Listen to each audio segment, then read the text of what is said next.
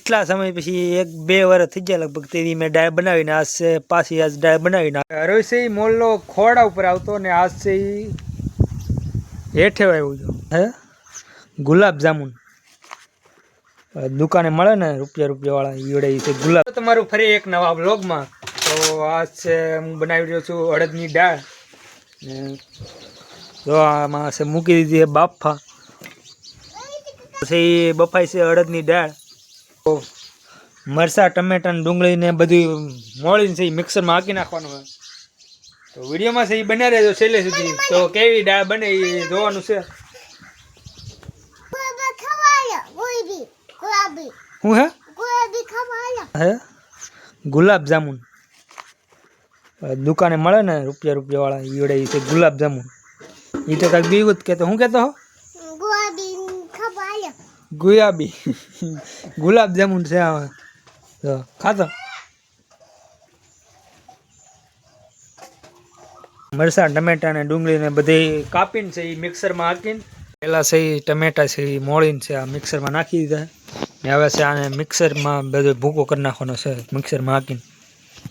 તો ભાઈ હવે છે એ ડુંગળીને મિક્સરમાં હાંકી નાખવાનું ને ટમેટા તો એટલે હાંકી નાખ્યા મિક્સરમાં ને હવે છે આખવાની ડુંગળી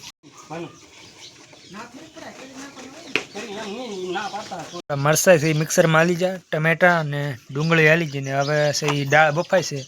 રોજ છે એ મોલ્લો ખોડા ઉપર આવતો ને આજ છે એ હેઠે આવ્યું છે રોટલી એને નીરી હે રોટલી ખાય હે.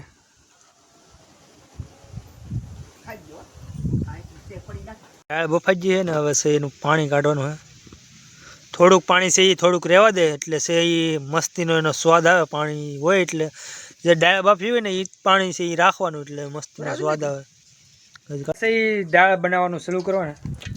જો આમાં તેલ નાખે છે મારા બા. પહેલાં છે નાખવાની એ ડુંગળી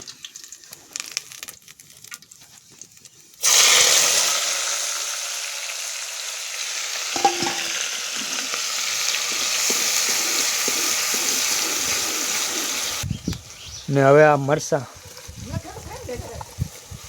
ટમેટા નાખી દે.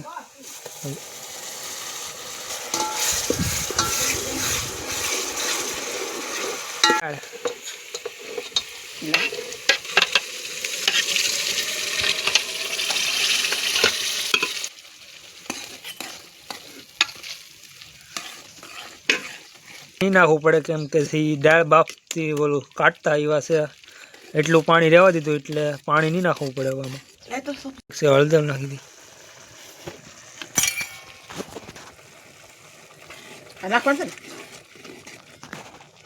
મરચું છે સીબું ઢાંકીને છે થોડીક વાર સડવા દેવાની. મેં છે કેટલા સમય પછી 1-2 વર્ષ થઈ ગયા લગભગ તેવી મેં દાળ બનાવીને આજ છે પાછી આજ દાળ બનાવીને આવી બની છે. બહુ એટલો લાલ કલર ને પીળો પીળી છે તે હોય તો વિડીયોને લાઇક શેર અને ચેનલને સબસ્ક્રાઈબ કરવાનું ભૂલતા નહીં.